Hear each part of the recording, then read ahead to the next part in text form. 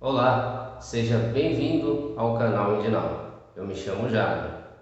Hoje eu quero falar um pouco sobre Simples Nacional, um regime simplificado onde o governo possibilitou os empresários, aliás, os micros e pequenos empresários, a pagar menos impostos. Você sabe quais são os documentos necessários para aderir a esse regime? Você sabe qual é o faturamento bruto anual para se manter no Simples Nacional? Não? Então fique ligado. Vamos lá.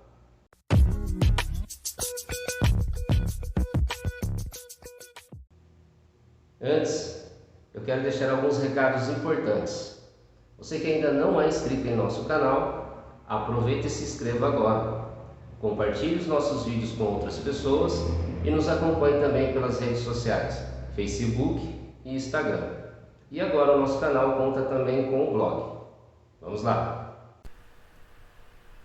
Bom, então vamos falar aí agora sobre o Simples Nacional, né?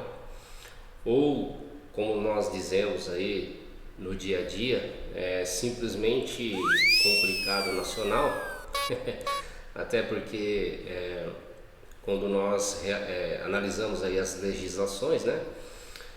Na prática, na verdade, o Simples Nacional, se tratando de legislação, não tem nada de simples, né? Acaba sendo complexo como qualquer outro regime tributário, né? Pode ser aí o MEI, pode ser o lucro presumido ou até mesmo o lucro real. Então, o Simples Nacional, entre aspas, né? É um regime diferenciado, né? Em que o governo, a Receita Federal aí, através das microempresas e empresas de pequeno porte, né, facilitou o modo de arrecadação, né, e querendo ou não também unificou os impostos federais e estadual e municipal, acabou ajudando um pouco o empresário nesse sentido, tá ok? Mas ao longo do vídeo aí você vai entender melhor como que funciona. Então, o Simples Nacional, né, ele foi criado aí pela Lei Complementar 123 de 2006, né, e hoje a sua regulamentação, né, ela é pelo CGSN, ou seja, o Comitê Gestor do Simples Nacional. Bom, assim como o MEI, assim como o lucro presumido, existem alguns requisitos, né, para que você possa ter o direito aí da opção. E o Simples não foge também nesse sentido. Então vamos lá. Quais são os requisitos aí para a opção do Simples Nacional? Até o momento, né, vale lembrar, porque a nossa legislação ela altera a todo momento, né, ela passa por alterações e muitas vezes o que foi dito agora já não é mais válido daqui um mês, uma semana, um ano. É sempre importante você verificar com o contador, né, quais são aí as regras e os requisitos para você aderir ao regime simplificado, ok? Vamos lá, ó. Só poderá solicitar a opção do regime simplificado, no caso as empresas em atividade, né, quando o porte jurídico for ME ou EPP e a natureza jurídica como sociedade empresária, sociedade simples, empresa individual de responsabilidade limitada, no caso aqui é a Eireli, ou o empresário individual. Vale lembrar também que, apesar do porte jurídico da empresa, né, para você aderir à opção do Simples Nacional, ela tem que ser ME ou EPP, também existe ME e EPP como lucro presumido, ou seja, são aquelas empresas que ultrapassou o faturamento bruto anual ou até mesmo teve que acrescentar aí o famoso CNAE, né, que é o código que diz qual é a atividade, né, dentro do CNPJ, que muitas vezes aí fez com que a empresa ela perdesse, né, o direito da opção do Simples Nacional e passou a ser tributada pelo lucro presumido. A pessoa física que constituir uma nova empresa também precisa se atentar às exigências desde que for nos mesmos moldes. Ou seja, a pessoa está abrindo, a pessoa física vai constituir uma empresa e ela também precisa se atentar no seu porte jurídico como o EPP, né? Como exigência aí da legislação para que ela possa aderir ao Simples Nacional, ok? Não pode ser titular ou sócio de empresa cujo regime tributário esteja como lucro presumido ou real, mas se for titular ou sócio de uma empresa que já está em atividade, como optante do regime simplificado, poderá aderir normalmente. Ou seja, se você já é titular ou sócio de uma empresa que está no regime do Simples Nacional, você pode sim abrir uma outra empresa também no regime. Qual é a diferença? É que essas duas empresas, o faturamento bruto anual delas, elas vão ser somadas e aí a Receita vai analisar se não vai ultrapassar o limite da Receita Bruta anual, ou seja, para a ME 360 mil, né? E para a EPP aí os 4.800.000, ok? Outro requisito, não estar nas atividades, estar nas atividades permitidas conforme CGSN, né, que é o Comitê Gestor do Simples Nacional, no artigo 3º, parágrafo 4º e artigo 17 e parágrafos da Lei Complementar 123, né, de 2006, regulamentada aí pela Resolução CGSN 140 de 2018, pois todo ano é excluído e incluído novas atividades. Então, aí fique atento na hora que você for falar com o seu contador, ele já está apto, né, às devidas exigências, né, vamos dizer aí da legislação, então ele já vai te orientar aí no que precisa ser feito, ok? Vamos lá. Empresas ativas que estão enquadradas no regime tributário lucro presumido ou real, que desejam aderir à opção, o primeiro passo, né, é saber se a atividade atual, né, se enquadra no regime. O segundo passo é realizar a solicitação na Receita Federal até o último dia de janeiro do ano seguinte. E terceiro, é analisar o faturamento bruto do ano anterior e os próximos para não correr o risco. Bom, o que eu estou querendo dizer aqui? Uma empresa do lucro presumido ou lucro real, eles podem aderir à opção do Simples Nacional? Pode, desde que o faturamento bruto do ano anterior, o porte jurídico, o tipo de sociedade e também a questão das atividades da empresa permitem que essa empresa saia do lucro presumido, do lucro real e possa aderir à opção do Simples Nacional, ok? Então, o seu contador também vai te ajudar nisso. Ele vai realizar um planejamento tributário para você e ele vai dizer se pode ou não você aderir ao Simples Nacional, ok? Empresas em início de atividade. Quando deferida a inscrição municipal ou estadual, a opção produz efeitos a partir da data da abertura do CNPJ. Após esse prazo, a opção somente será possível no mês de janeiro do ano calendário seguinte, produzindo efeitos a partir de então, ou seja, você abriu o CNPJ na Receita Federal dia 25 de janeiro, um exemplo. Mas a sua inscrição estadual ou a sua inscrição municipal ou todo o processo de trâmite para abertura e inscrição nesses outros órgãos saiu após janeiro, o que conta para cálculo de imposto e abertura de empresa na Receita Federal é a data da abertura do CNPJ, então fique atento. Ser maior de 16 anos e menor de 18, né? 18 anos aí que seja emancipado, porque daí precisa da assinatura dos pais, ou se for emancipado no processo, né, uma ação, ou maior de 18 anos, daí não precisa mais da assinatura dos pais, aí já é considerado pelo Código Civil como maior de idade, por aí vai. E também tem outros requisitos que não é necessário comentar agora pela complexidade da informação, ok? Então também vai precisar de CPF e RG ativos, né, original e cópia, comprovante de endereço para análise dos entes públicos, ou seja, pela Receita, pelo Estado ou pelo município, que não seja filial, sucursal, agência ou representação no país da pessoa jurídica com sede no exterior, que o titular ou sócio não participe com mais de 10% do capital de outra empresa não beneficiada pela Lei Complementar 123 de 2006, desde que a receita bruta global,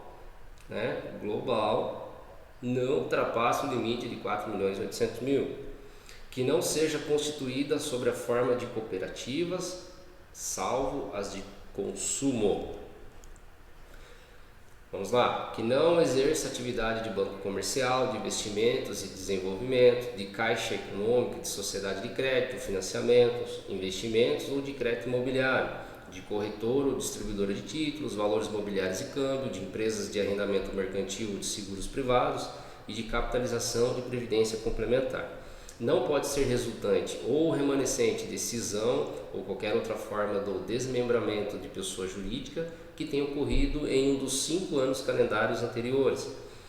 Não pode ser constituída sob a forma de sociedade por ações, ou seja, a SA, que não explore atividade de prestação cumulativa e contínua de serviços de assessoria creditícia, de gestão de créditos, seleção e riscos, administração de contas a pagar e receber, gerenciamento de ativos, compras de direitos creditórios resultantes de vendas mercantis a prazo ou de prestação de serviços, a famosa factoring, que não tenha sócio domiciliado no exterior, de cujo capital não participe de entidade de administração pública, direta ou indiretamente, que seja, federal, estadual ou municipal, que não possua débito com o Instituto Nacional do Seguro Social, o INSS, ou com as fazendas públicas federais, estaduais ou municipal, cuja que não preste serviço de transporte intermunicipal e interestadual de passageiros, exceto quando na modalidade fluvial, ou quando possuir características de transporte urbano ou metropolitano, ou realizar-se sob fretamento contínuo em área metropolitana para transporte de estudantes ou trabalhadores, que não seja geradora, transmissora, distribuidora ou comercializadora de energia elétrica, não exerça a atividade de importação ou fabricação de automóveis e motocicletas, não pode exercer a atividade de importação de combustíveis, que não exerça a atividade de produção ou venda no atacado de cigarros, cigarrilhas, charutos, filtros para cigarros, armas de fogo, munições e pólvoras, explosivos e detonantes, cerveja sem álcool, bebidas alcoólicas, exceto a partir de 2018, que é as produzidas ou vendidas no atacado por micro e pequenas cervejarias, ou micro e pequenas vinícolas, produtores de licores e micro e pequenas destilarias. É bastante informação, mas é importante para você ter uma noção, da complexidade que é aderir na modalidade do Simples Nacional. Agora nós vamos ver aqui um pouquinho como se manter no regime simplificado. Vamos lá. Após a solicitação da opção do regime, é irretratável a opção para todo o ano calendário, ou seja, uma vez solicitado, só poderá alterar no ano seguinte ou subsequente. Caso a empresa já está em atividade e já é optante, então ela não precisa realizar uma nova opção. Fique tranquilo que o seu contador ele vai te orientar em todas essas informações que eu estou te passando. O MEI também pode optar pelo Simples Nacional, mesmo já fazendo parte desse regime. Ainda assim precisa solicitar a Receita Federal sobre a nova opção, assim deixando de ser MEI e passando a ser optante do Simples Nacional. E ele vai solicitar então a exclusão do regime MEI e vai passar a aderir ao regime do Simples Nacional. Claro que o Simples Nacional, os impostos são maiores, Então, para o MEI, independente do faturamento, você paga uma taxa no DAS, e quando você é do Simples, você paga sobre o valor do faturamento, ok? Como citado anteriormente, é necessário que o porte jurídico da empresa seja ME ou EPP e não ultrapasse aí o faturamento anual hoje de 4.800.000 mil. Possa ser que altere ano que vem e por aí vai. Como ME, o faturamento será de 0 até 360 mil e EPP, o faturamento será de 360 mil e 1 até 4 milhões e 800 mil. Ou, como EPP, muitas vezes a empresa dentro do mês não teve seu faturamento, o faturamento zero aí, mas não significa que você será excluído do porte jurídico de EPP, ok? Então, se como ME ultrapassar o limite máximo, é necessário alterar o porte jurídico no CNPJ, perante a Receita Federal, Aqui está a base legal, é o artigo 3º, incisos 1 e 2 da Lei Complementar 123 de 2006. Desde que os CNAEs, que é a Classificação Nacional de Atividades Econômicas, que estão no CNPJ, continuem dentro das atividades permitidas, vale lembrar, não será excluído por ato administrativo da Receita Federal e passa a ser tributado pelo regime do lucro presumido ou lucro real. Ou seja, se de repente dentro da atividade da empresa acontecer de ter uma atividade impeditiva no Simples Nacional, automaticamente você terá que avisar aí a Receita, o contador ele vai informar a Receita Federal, e aí a Receita Federal não exclui a empresa por ato administrativo, mas será por opção do contribuinte, ok? Bom, vamos falar agora um pouco sobre os benefícios do Simples Nacional, ou o regime simplificado.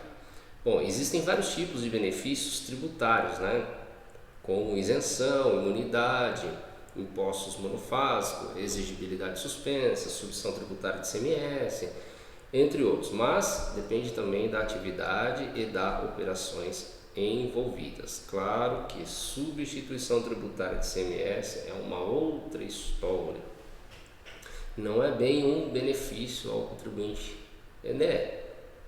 independente de ser simples, presumido ou real, vamos dizer aí que não é um benefício, mas por exemplo, no Simples Nacional, se você compra uma mercadoria, e a sua empresa, a atividade dela é comércio, indústria ou atacadismo, um exemplo, e você compra uma mercadoria em que esse ICMS já foi tributado pela indústria. Então, quando você comprar essa indústria e for revender, a sua empresa não paga mais o ICMS. E aí você pode informar no site do Simples Nacional esse ICMS-ST e esse valor é abatido do valor do imposto mensal, ok? A questão da isenção, imunidade também, isso aí tem que ser analisado na legislação para saber se realmente terá esse direito, E como eu já falei anteriormente, a nossa legislação ela é muito complexa, Mas vamos adiante. A partir de 2018, para fins de opção e permanência no Simples Nacional, poderão ser auferidas em cada ano calendário receitas no mercado interno até o limite de 4 milhões e 800 mil e, adicionalmente, receitas decorrentes da exportação de mercadorias ou serviços para o exterior, desde que as receitas de exportação também não excedam 4 milhões e 800 mil. Bom, deixa eu explicar isso aqui, porque na verdade isso é novo, É de 2018, mas é novo. Então, ou seja, não é que a empresa do Simples ela vai somar 4 milhões mais 4 milhões, então que significa que ela tem no ano o faturamento bruto anual de 9 milhões e 600 mil, não é isso. Pode excluir do faturamento bruto mensal, no caso, para formar a base de cálculo, as vendas canceladas, os descontos incondicionais concedidos em nota fiscal e não no boleto, que aí é chamado de desconto condicional ou desconto financeiro, e não após a emissão do boleto para pagamento, ou seja, desconto condicional financeiro, foi o que eu disse, as famosas receitas financeiras, as vendas de ativo, entre outros que tem que ser analisados pela legislação. As remessas de mercadorias a títulos de amostra grátis, bonificação, doação ou brinde, desde que sejam incondicionais e que não haja contraprestação por parte do destinatário, não integram a base de cálculo do Simples Nacional. Pode participar normalmente de licitações públicas, buscar estímulos à linha de créditos e financiamentos, pode parcelar os seus débitos, né?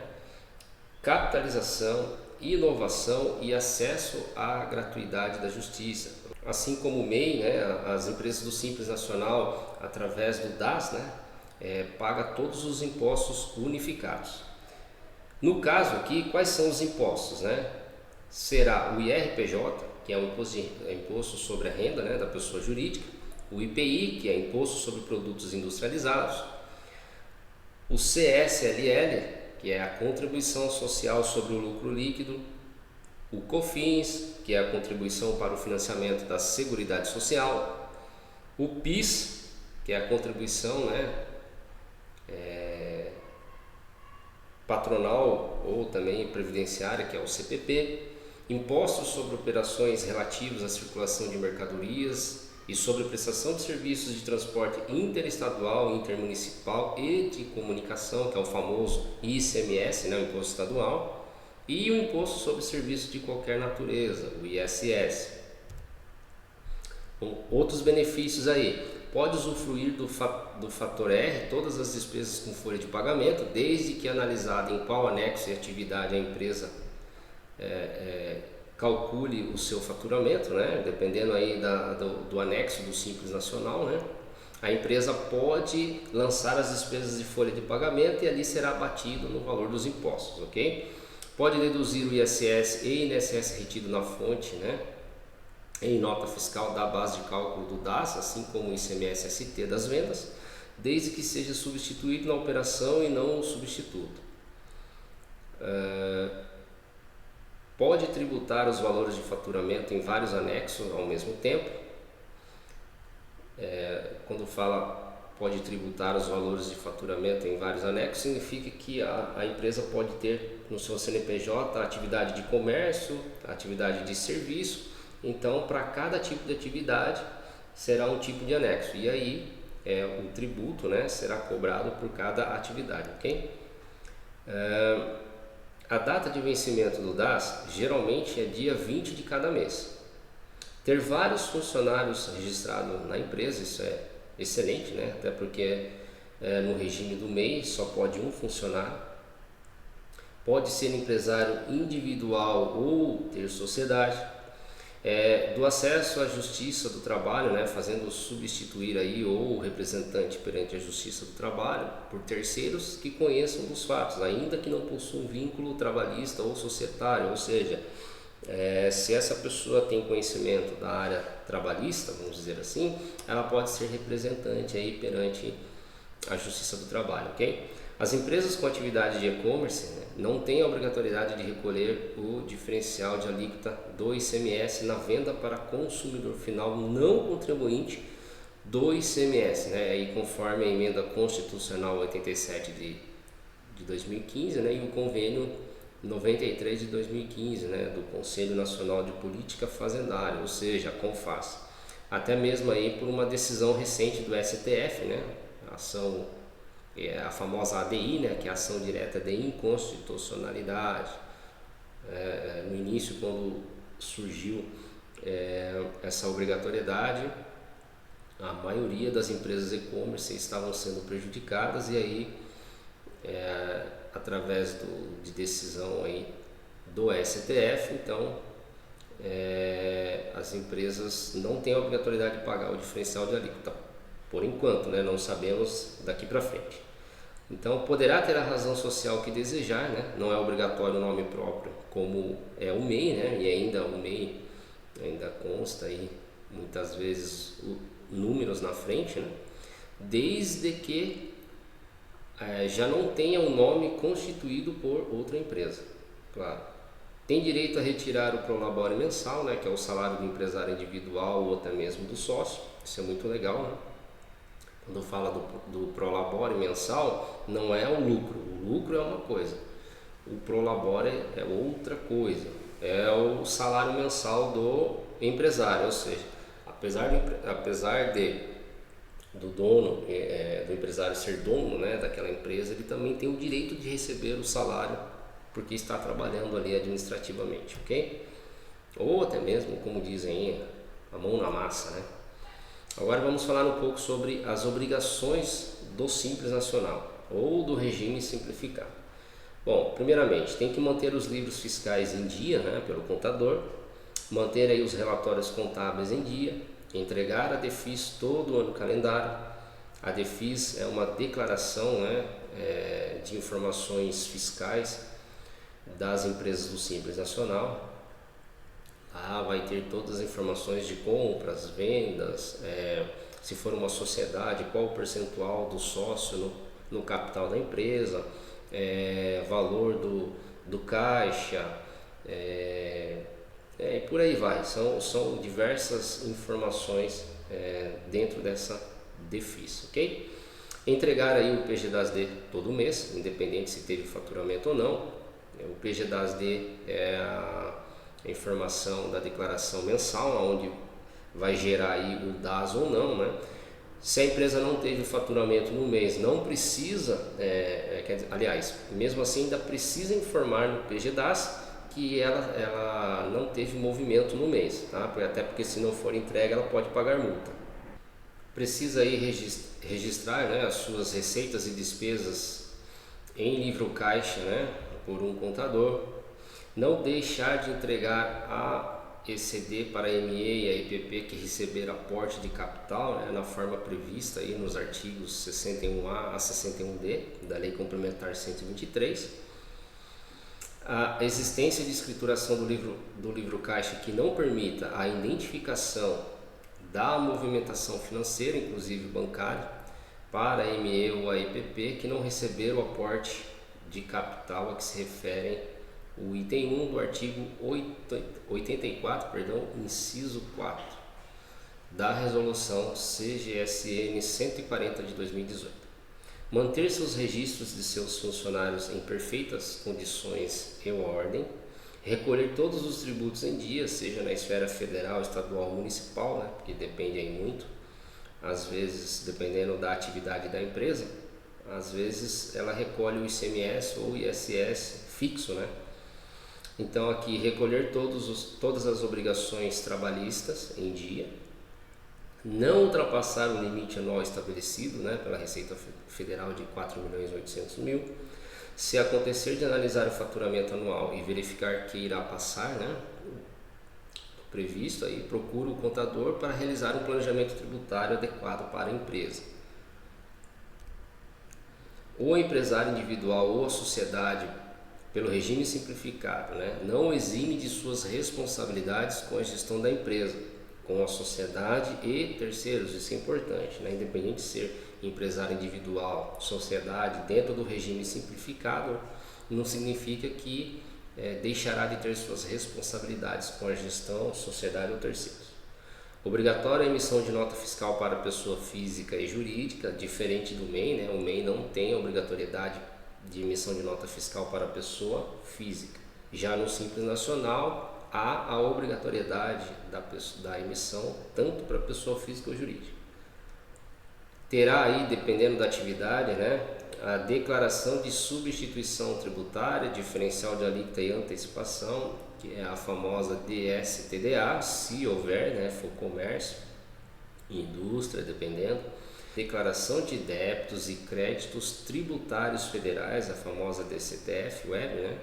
Essa declaração passou a ser obrigatória para as optantes pelo Simples Nacional a partir de outubro de 2019. Para entender essa obrigação é preciso que o E-Social e a FD-REINF já estejam implementados na rotina da empresa, ou seja, são obrigações acessórias, né, recentes e que está obrigando as empresas do Simples Nacional a informar, a declarar, na verdade, né, informações mensais aí, ok? Entrega do E-Social mensalmente, né? Entrega da RAIS anualmente, se for o caso também, porque logo a RAIS será extinta, né? A guia de recolhimento do fundo de garantia, as informações à Previdência Social, que é a famosa GFIP, mensalmente, é onde é informado aí o valor do fundo de garantia a recolher dos empregados. Manter todos os livros e obrigações trabalhistas em ordem, né? Declaração do imposto de renda retido na fonte, a DIRF, anualmente, é muito importante, né? Não só vai informar aqui o salário dos funcionários quando ultrapassar e tiver a obrigatoriedade de recolher o imposto de renda, né? Retido em folha, como também aí, dependendo do caso, os impostos retidos aí de terceiros, caso aconteça. Aqui a DMED, que é a Declaração de Serviços Médicos e de Saúde, também será entregue anualmente, que é uma obrigação para médicos, dentistas, psicólogos, terapeutas e outros profissionais da saúde. Ou seja, se você passou um médico aí particular ou numa clínica, né, no desembolso financeiro, essa empresa ela já está declarando aí para a Receita Federal, através do seu CPF, né, que você teve essas despesas. Essas mesmas despesas aí pode ser usado no abatimento do imposto, na declaração do imposto de renda que é feito aí anualmente. Então esse cruzamento de informações a Receita Federal já tem. Então fique esperto aí. Também tem a declaração de informações sobre atividades imobiliárias, a famosa DIMOB, que é entregue anualmente também. E ela abrange as empresas que intermediam, alugam ou incorporam imóveis. Bom, vamos aqui para finalizar o processo. Eu quero deixar aqui algumas dicas que eu considero super importantes. Mesmo para os tributos informados, há situações em que o recolhimento dar-se-á a parte do Simples Nacional, como por exemplo o PIS, COFINS e IPI incidentes na importação, ou ainda não se exclui, né, a incidência de outros tributos não listados, como imposto sobre operações de crédito, câmbio e seguro, que é o famoso IOF, o imposto sobre a importação, o II, imposto sobre a exportação, IE, imposto sobre a propriedade territorial rural, que é o ITR, né, conforme aí a resolução CGSN. Os limites da receita bruta para a definição de ME e IPP no ano calendário de início de atividade serão proporcionais ao número de meses compreendido entre o início de atividade e o final do respectivo ano calendário, consideradas as frações de meses como um mês inteiro, assim como o MEI, né, ou presumido também, quando é aberto, né, a empresa aí da entrada no CNPJ, né, que não seja no mês de janeiro, perdão, será contado aí os meses faltantes até dezembro, né, e aí realizar a conta para que não ultrapasse esse limite aí fora do prazo quando não é em janeiro, ok? Então, a partir de 1 de 2018, os limites proporcionais para ME e EPP, no caso respectivamente de 30 mil e de 400 mil, multiplicados pelo número de meses compreendido entre o início da atividade e o final do respectivo ano calendário, consideradas as frações de meses como um mês inteiro. Você vai entender melhor. Vamos ao exemplo. A empresa, né, coloquei aqui, foi embora limitada EPP, iniciou suas atividades em 20 de outubro de 2018. Conforme citado acima, outubro deve ser considerado um mês inteiro. Então, de outubro a dezembro são 3 meses. Seus limites proporcionais de receita bruta para 2020 serão de, ou seja, 3 meses vezes 400 mil, então será o faturamento bruto anual de 1.200.000, ou seja, aqui quando eu coloquei aqui 400 mil, estou falando de EPP, que seria o faturamento bruto mensal, né, para dar os 4.800.000, se fosse ME seria os 30 mil mensal. Então aí, conforme aí o artigo 3º, né, se no início da atividade o faturamento bruto proporcional ultrapassar o limite de até 20% ou mais, ainda terá duas situações a seguir. Isso é muito importante. Serão retroativos ao início de atividade se o excesso verificado em relação à receita bruta acumulada for superior a 20% dos limites previstos no caput. Ocorrerão a partir do ano calendário subsequente se o excesso verificado em relação à receita bruta acumulada não for superior a 20% dos limites previstos no caput do artigo 3º. Ou seja, é bom ficar atento, né, que isso só acontece para empresas que estão em início de atividades. No caso, se a empresa já está em atividades, ainda tem isso aqui também, né, ainda tem esse ponto aqui, mas já é outra história, ok? Então, para as operações de compra e venda fora do estado de origem, isso é muito importante ficar atento, poderá ser recolhido o ICMS referente à diferença entre a alíquota interestadual e interna do estado de destino, a antecipação de recolhimento do ICMS envolvendo produtos com substituição do ICMS via GNRE, né, que é a Guia Nacional de Recolhimento. Ou seja, são dois impostos que pode acontecer aí, dependendo da atividade da empresa, quando realizar ou a compra ou a venda fora do seu estado de origem. Ela pode pagar o diferencial de alíquota ou a antecipação do recolhimento do ICMS. Então fique atento. Isso acontece muito e tem muitos empresários que têm dúvidas em relação a isso, ok? Então pode ocorrer aí do ISS e o INSS serem retidos na fonte em nota fiscal de serviço, dependendo da atividade, isso também é importante. Você pode abater depois do seu faturamento bruto na hora de informar dentro do site da Receita Federal. Os percentuais de cada tributo incluído no Simples Nacional dependem do tipo de atividade e da receita bruta, conforme os anexos estabelecidos na Lei Complementar 123 de 2006. Como eu havia dito, existe o anexo 1, anexo 2, anexo 3, anexo 4. Por que eu falo isso? É complexo quando você fala das retenções de ISS e INSS. Por quê? Porque cada legislação, por exemplo, o imposto do ISS está baseado na Lei Complementar 116 e já o INSS é uma outra lei que tem que ser analisada para saber se tem essa obrigatoriedade da retenção. Geralmente aí é para as empresas que está enquadrada no anexo 4.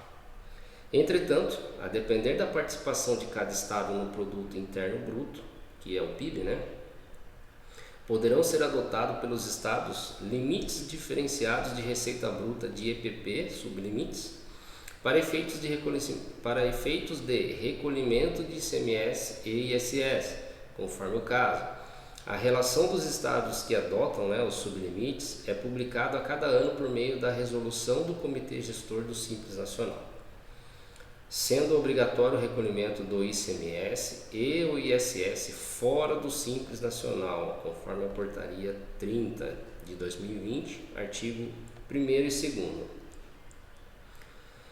É bom ficar atento a essa informação. Existe aqui o sublimite do estado, ou dependendo aí do município, que se ultrapassar os 3.600.000, pode acontecer da empresa do Simples Nacional pagar para recolhimento fora do Simples Nacional, onde o Estado ele vai acionar, e dentro aí do site do Simples Nacional, o próprio site já informa. Mas é bom ficar atento a esse sublimite, ok? Então aqui diz o seguinte, dependendo aí do estado, no caso aqui o estado do Amapá, de acordo com o disposto na resolução, CGSN, acima de 1 milhão e de 3.600.000 para os demais estados e o Distrito Federal, de acordo com o disposto na resolução. Aqui eu coloquei uma observação.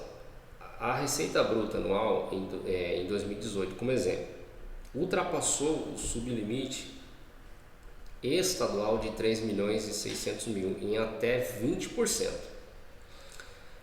Ou seja, será uma receita aí acumulada de 4.320.000. Logo, não ultrapassou o limite de 4.800.000 por ano que é estabelecido pela Receita. Então, o que acontece aqui? A empresa ela continua recolhendo no Simples Nacional os tributos federais no ano, né, no caso aqui, mas estará impedida de recolher o ICMS e o ISS no Simples Nacional a partir do ano seguinte. E aí ainda no outro ano seguinte ela tem que se atentar, porque se ela ultrapassar o valor estabelecido, ela não consegue voltar a recolher tudo pelo DAS, ok? Agora, se a receita bruta anual ultrapassou o sublimite de 3.600.000 em mais de 20%, mas não ultrapassou o limite de 4.800.000, a empresa continua recolhendo no Simples Nacional os tributos federais, mas estará impedida de recolher o ICMS e o ISS no Simples a partir do mês seguinte. Então, ou seja, se ela ultrapassou os 4.320.000, que é mais de 20%, mas também não ultrapassou o limite de 4 milhões, ela já no mês subsequente já está obrigada a recolher os dois impostos fora do Simples Nacional. E aí ela tendo essa obrigatoriedade, né, ela passa a recolher como se fosse uma empresa RPA, né, aí ela pode até verificar aí, dependendo da sua atividade, poder tomar crédito de ICMS e na hora de realizar a sua venda, né, aí os débitos e créditos serão confrontados e dentro do período a empresa vai saber se ela vai ter débito ou ficará com crédito do ICMS, ok? Bom, eu trouxe aqui, vamos verificar com o contador se as despesas ou faturamento bruto anual da empresa no período não ultrapassou um percentual de 20%, permitido para que não aconteça de ser excluído imediatamente por ofício pela Receita Federal, conforme exemplo abaixo.